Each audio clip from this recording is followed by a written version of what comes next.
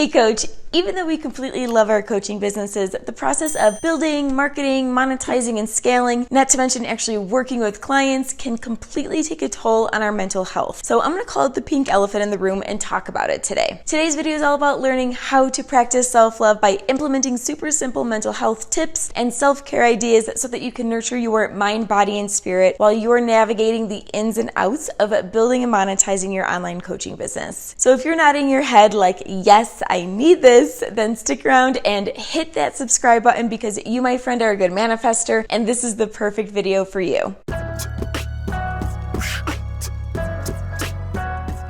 Welcome back to SLG TV. This is the place to be for online coaches who are building, marketing, monetizing, and scaling their coaching businesses. Now I get it, coach. Your to-do list seems endless. There's content creation up the wazoo. You're constantly supporting others through their struggles and ups and downs. And if you experience one more learning curve, you may just lose it.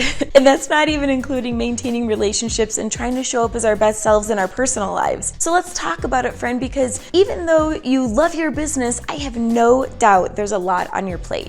And if you don't intentionally nurture your mental health while building your coaching business, it can lead to stress, exhaustion, burnout, lashing out at people you love, and or letting your business go altogether. And we definitely don't want that. So if you have that constant feeling of like being behind, or if you feel like you have that chasing kind of an energy, or like there just aren't enough hours in the day, coach, it's time to shift. And here are 5 simple mental health tips to get you started. Mental health tip number 1, know what you need. Now, this is a simple tip, yet it's not always easy. It's not a secret that as humans, we think about the well-being of the people in our lives. We care about our family and our friends, our partners, clients, and students. We get into this habit of putting others' needs before our own. Now, one of the most powerful things you can do for your own mental health is to explore your own needs, which are your non-negotiables, as well as your desires and your boundaries. So for me, I need a certain amount of alone time each day. It's not a desire or a luxury, it's something that's a necessity for me. I also need quarterly retreats with my spiritual mastermind sisters. Both support me in keeping my cup full, maintaining connection to my truth and my personal power, and they also help me to preserve an internal peace, calm, and clarity. When I show up from this place of having my needs met, it's felt by everyone I come in contact with. Just ask my fiance.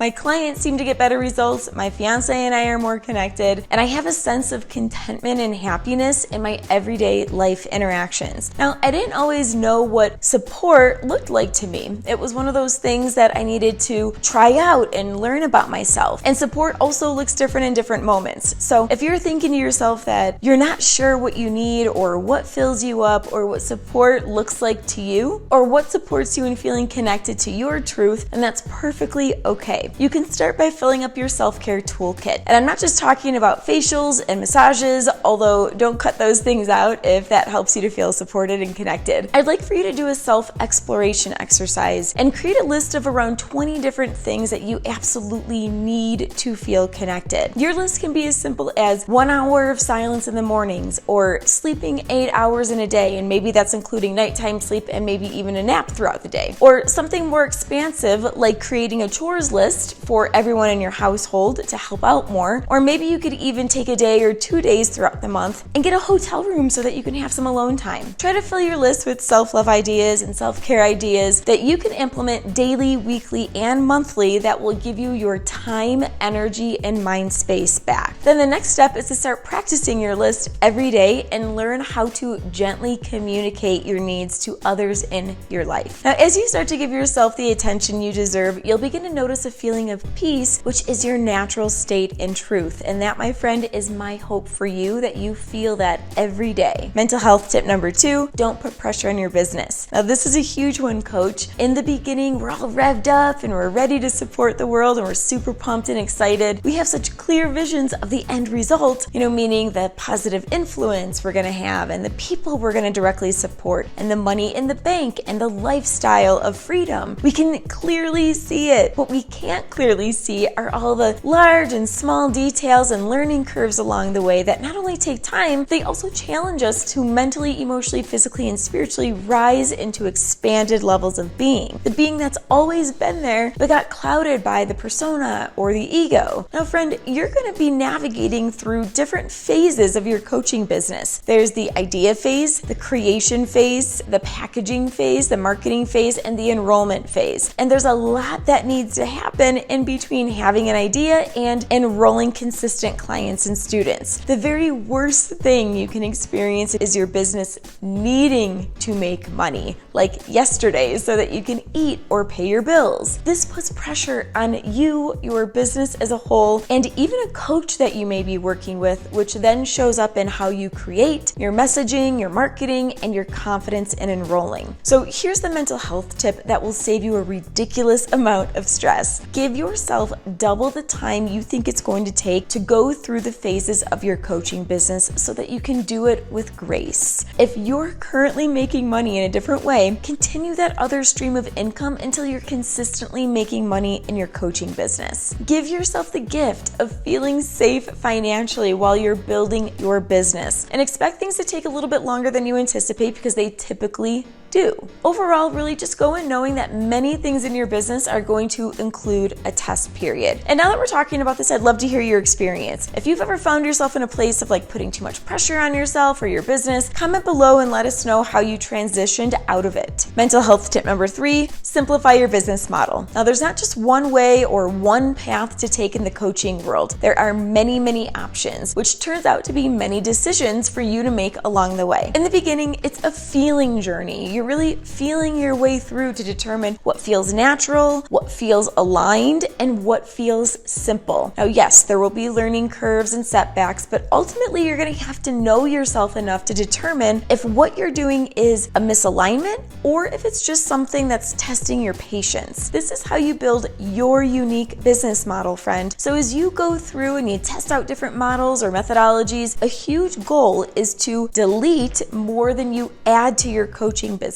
This means to focus on the things you're doing that are working and the aligned ways that you're showing up that are attracting, and create systems and organization around those things so that you only need to do a few tasks every week for your business to run like a well-oiled machine. Now, when you get organized by using project management tools and scheduling systems and content delivery systems, you'll be able to open up your mind space and allow your business to run more smoothly. And if you're wondering about how to get organized, go ahead and click on this video and I'll walk you through it. Mental health tip number 4, hire help. Now, coach, you're not expected to have every skill in every area of your coaching business. And if I'm being honest, that mindset is the fastest way to burnout and resenting your business. One of the top responsibilities in your online coaching business is to focus on doing the things that you love and then start to outsource the rest. Now, having support to complete the not so fun tasks and implement your growth and conversion strategies are not only a great way to whittle down your to-do list, it's also a great way to hold yourself capable to completing projects. One of the best things I've done for my business was hire 2 VAs, because having a team helps me to focus on tasks and projects that matter. Now, I get support with everything from script writing, sales funnel editing, and repurposing of content into email campaigns, to social scheduling and graphic design work and caption writing. Now, coach, there's no shame in asking for help and getting support, and it's one of the best and smartest ways to increase your confidence and ditch overwhelm in your online coaching business. And if you're someone who's thinking, KellyAnne, I don't have the money to hire out, I'm going to encourage you to do at least a little bit of research before you shut down the idea. In this video, I share some of my favorite inexpensive outsourcing resources that won't break the bank. Mental health tip number 5, practice letting go. Buddhism teaches that attachment is the root of all suffering, and I completely agree. Whether you find yourself attaching to the amount of money that you want in your bank account, or the amount of clients that you want to enroll in a launch, or how you think an evergreen sales funnel should work the first time around, it's important to practice letting go, friend. Now, don't get me wrong, intentions are key. I believe it's 100% important to have a clear idea of what you're choosing for yourself. What I'm saying here is to let go of how your intention will be delivered and in what amount of time and by whom.